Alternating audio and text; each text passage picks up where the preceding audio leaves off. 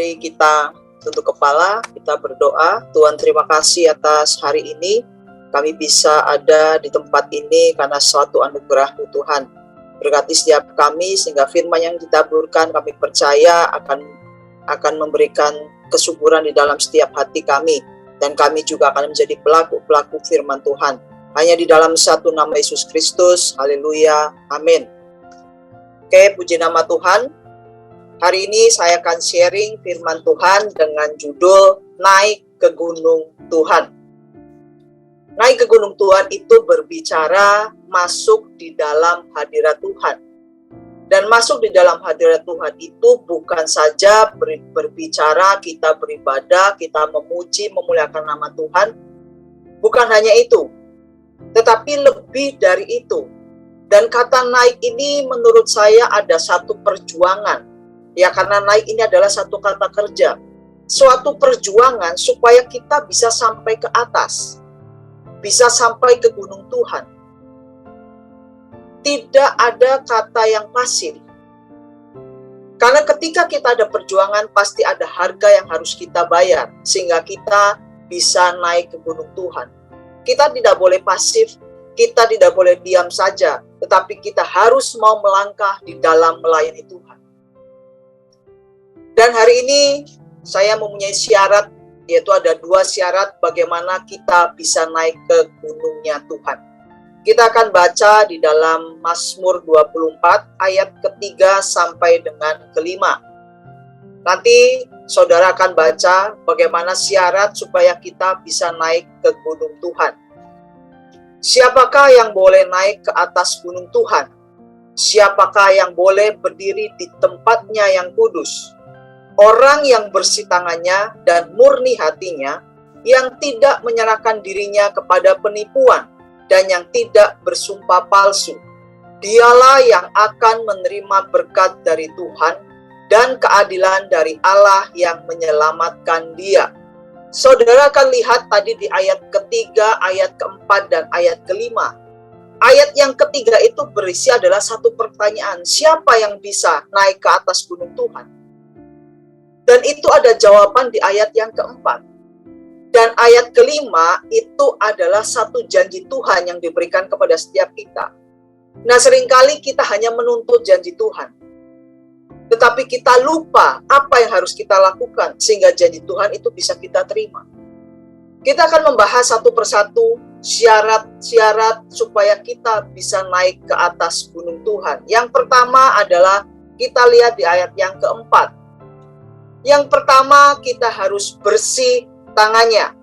Bicara bersih tangannya itu berbicara bahwa suatu tindakan yang bersih dari dosa. Tangan itu berbicara tentang perbuatan kita, tindakan kita, ataupun tingkah laku kita. Jadi, orang yang bersih tangannya, tangan ini bisa untuk menolong orang, bisa untuk memuliakan Tuhan, bahkan kita berkata apa? Harus jujur. Orang yang bersih tangannya, perbuatan tingkah lakunya itu pasti akan baik dan pasti benar di hadapan Tuhan. Ketika kita bersih tangannya itu pasti tidak menyerahkan dirinya kepada penipuan. Itu berbicara apa? Tentang kejujuran kita. Contoh yang sangat gampang itu dalam pekerjaan.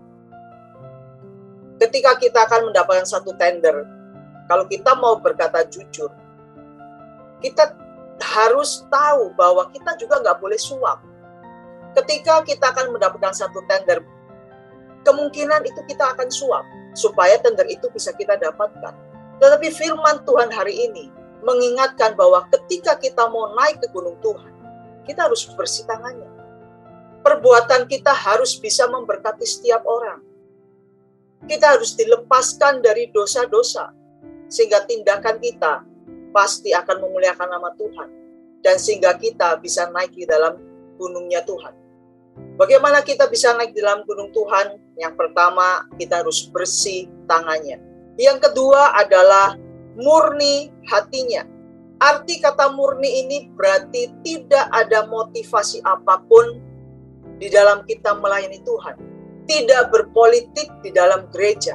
Murni ini juga berbicara tentang kekudusan, tentang kesucian, Karena ada satu ayat firman Tuhan, ketika hanya orang yang murni hatinya itu akan melihat Allah. Kita akan lihat di Matius 5 ayat yang ke-8. Bagaimana sih kita bisa menjadi murni? Gampang atau susah? Susah. Tetapi berbahagialah orang yang suci hatinya, karena mereka akan melihat Allah. Ketika hati ini murni, mungkin di dalam satu pelayanan, awalnya kita murni melayani Tuhan. Tetapi karena proses kehidupan, mungkin saja hati kita sudah tidak murni. Tapi hari ini kita diingatkan, kalau kita mau naik ke atas gunung Tuhan, kita harus murni hatinya. Tidak ada motivasi apapun di dalam melayani Tuhan. Tidak bermain politik di dalam gereja. Kalau hati ini sudah nggak benar, itu akan susah kita naik ke atas gunung Tuhan. Emas ketika dimurnikan itu diproses. Pembakaran, semua kotoran karat itu akan hilang. Sama dengan setiap kehidupan kita. Melalui proses kehidupan, mungkin kita bisa dimurnikan. Tapi bisa juga dengan proses kehidupan itu, hati kita sudah nggak murni lagi. Tapi hari ini, kita diingatkan bahwa ketika kita mau naik ke gunung Tuhan, ketika kita mau masuk ke tempatnya yang kudus, kita harus punya dua syarat. Yang pertama, kita harus bersih tangannya. Bersih tangannya itu tadi saya katakan bahwa perbuatan tindakan kita harus benar di hadapan Tuhan. Harus jujur. Yang kedua, kita harus murni hatinya. Ketika hati ini isinya sampah, mungkin bisa isi percabulan, mungkin iri hati, dengki, sumpah palsu, itu sudah tidak murni lagi. Tapi berbahagialah orang yang suci hatinya, karena dia akan melihat Allah. Saya percaya ketika dua syarat ini kita lakukan, kita pasti akan naik ke atas gunung Tuhan. Oleh karena itu kita harus menjadi seorang pendaki, climbers. Tuhan merindukan setiap kita supaya kita menjadi pendaki gunung Tuhan yang sejati. Dan setiap pendaki yang sejati tidak akan pernah menyerah terhadap suatu keadaan. Meskipun kelihatannya mungkin semakin lama tanjakannya semakin tinggi. Mungkin saat kita mendaki, kita mengalami kegagalan. Tapi hal itu tidak boleh membuat kita berhenti. Karena apa? Karena justru mengalami kegagalan, kita terpacu untuk semakin giat lagi. Sebab kegagalan bukanlah suatu akhir dari segalanya. Tapi justru kegagalan itu adalah keberhasilan yang tertunda. Thomas Alva Edison, kita semua tahu bahwa dia adalah pencipta lampu pijar. Dia mengalami banyak sekali kegagalan. Ya, berkali-kali dia gagal, tapi dia tidak menyerah di dalam kegagalan itu. Tapi justru dia selalu giat untuk apa? Melakukan penelitian lagi. Sampai dia mengalami satu keberhasilan. Dan hasilnya apa? Kita nikmatin. Semua orang menikmati sampai saat ini. Oleh karena itu, kita tidak boleh kecil hati, tidak boleh tawar hati, tidak boleh putus asa saat mendaki gunung Tuhan. Tetapi biarlah kita semakin sungguh-sungguh, semakin giat di dalam melakukannya. Karena berkat dan keadilan Tuhan sedang menanti kita. Amin. Mari kita berdoa dan kita tunduk kepala. Bapa kami di dalam surga yang kami kenal dalam nama Tuhan Yesus.